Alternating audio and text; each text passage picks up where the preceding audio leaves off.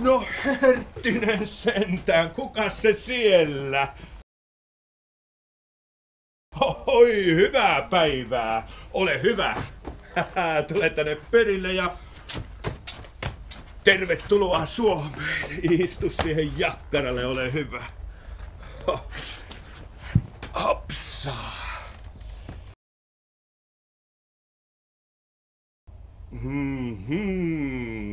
Vai että Panta Klaus.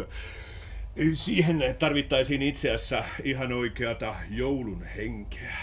Ja sitten jokin ihan erityinen taito siihen liittyen. Valitettavasti muuten en voi antaa suostumustani.